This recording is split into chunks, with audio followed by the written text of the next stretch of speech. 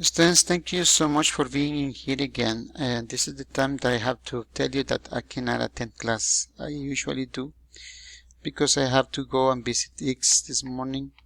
I have some health problems, guys, that I cannot tell. This is a private thing. But anyway, I am recording this video because I really want to advance some, especially in grammar. And I have this part. But also we are going to see, guys, the usage of these expressions, let's say. And also, guys, I want you to please work in some exercises for the learning guide 3. If you have finished this, I want you to have an extra practice of grammar, guys.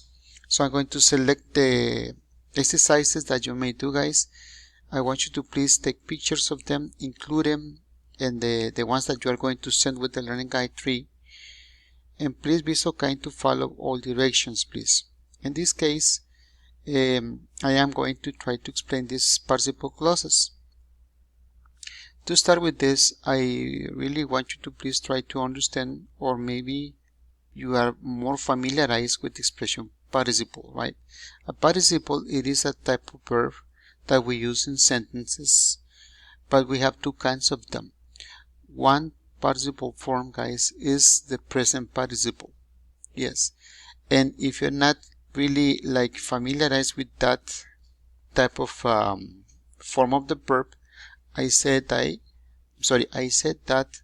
all the INGs, all the verbs ending in ING are considered present participles, guys. As you can see here in the page of your book, right here, knowing some English, that's what it says. And you see the second part, I never had trouble getting by. In this case, knowing, it is not being part of a continuous sentence, but it is starting a sentence. It has a relative meaning because you can use it as infinitive form. And as I said, guys, all INGs combined with some other words, it is considered a participle clause, guys, as it says right here in the title. So just remember that. Also, guys, you can see second example, we are using another ING as is growing up in a family of artists when eventually becomes an actress. Notice also, guys, that we are using here and the first one a present tense, and in the second sentence we are using a past tense. Why? Because you have to check the verb so you can determine the tense of the verb, and that's how you are going to understand the tense, guys. So the second part tells the tense. So for this purpose, guys, the first part of the sentence is only a subject. The rest you are going to see that they are referring to a special time, and we are going to analyze the second so we can see. When driving, again we use when as a conjunction, and driving the ING expression. When driving to work, comma is there.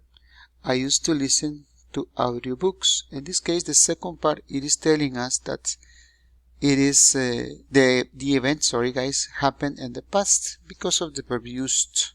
Right? It's a very common expression that we use when we refer that we did something in the past and we don't do it anymore. Also, guys, this is the second part of the explanation right here. It says supported by his parents. We are using the second type of participle, guys. The participle in this case is supported, and it is used in a past participle form, but still it is inside of this expression. It represents the subject of the sentence, and as I said, guys, it's a different type of participle. It is used in the past, and you can do it to refer to a sentence. Supported by his parents, Ben is in no hurry to find a job. See, guys? So consider that, guys, because this is an option, an alternative to use this even with conjunctions as when, plus INGs. And the first part, as I say, it doesn't determine the time. For the second part, guys, which says participle clauses or participle clauses, which are very common in written English, and we have to select the squares that you think, guys, are the correct answers. For this, the ones that you are going to fill up with the pen could be, and the first one is present or past. That is this one. You try to mark it, but no, sorry guys, it doesn't work, but you mark it in your notebook. Refer to the subject or object, and you have to use subject, guys, because I was telling you that everything is a subject, and see are either active or passive. So you can use active or passive. Active means, guys, this the first part with the ings, and the passive because we use a past participle verb. That's why.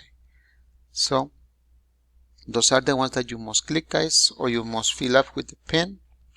And also we have exercise B. In this one we have a different alternative to use, guys. We use now a conjunction and a part of a verb in which we have to determine which one we use. In these ones, yes, we have to be careful with the verb we use in the first part, because that's a different way without using participles, guys. For example, as, and you have to determine some English, I, you have to also, guys, if it's possible to finish the sentence, you may select the type of the tense that you're going to use. If it's known, it is in present. If it is new, it's in past. So try to finish the sentence with your own words. She grew up, is growing up. So I think the correct answer is going to be she grew up in a family of artists. So this one is going to finish the second sentence, guys. So you can use your own words to arrange the sentence and this tense. And this is the other alternative without using participles, guys. We say when I, and look at this, drove to work, it could be the solution, and try to finish as the sentence in the first part says. It could be like this: when I drove to work, I used to listen to audiobooks. So this is the solution for number 3. And in the last one, because he is supported, I determine that is because in the second part in here on top is the one that we are using. So this is the way, guys, you combine the sentences. And with this, please, I really want you to please try to make sentences, at least 5, using your notebooks, using the participles, guys, using knowing as an example. You can use a different one and use past participles as well, as supported, fascinated, interested, determined, things like those, guys. So use it as part of a subject of a sentence. I need 5 of them, combining the present participles and the past participles as well.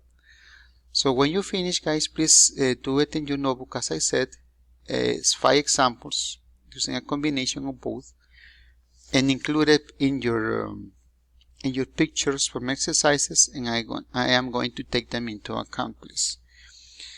For the learning guide, please remember that you must use the RLP exercises too, and that one I am going to select 2 more, guys, to do it in this moment. And also please try to do your writing. There are the instructions how to do it, guys. You have a special page related to the topic that you have to work. You are supposed to work on today's class. So please finish everything in the time that you guys are supposed to, 40 minutes or less than that. I think you are going to have enough or plenty of the time to complete all the tasks. I'm sorry, guys, but I'm doing this in a hurry. But any questions, please let me know. Try to behave in the class. Try to cooperate with the teacher, please, whomever is in charge. I believe the assistance of coordination is going to take care of you the whole period. So be so kind to cooperate, and remember to do the writing. That's one of the most important ones. I take into account the participation you had the last time, in which I gave you 1.5, and maybe, guys, on Monday we finish everything, please. So that's it, guys, and I hope you have a wonderful day, guys, and I'll see you on Monday. Have an excellent day. Thank you.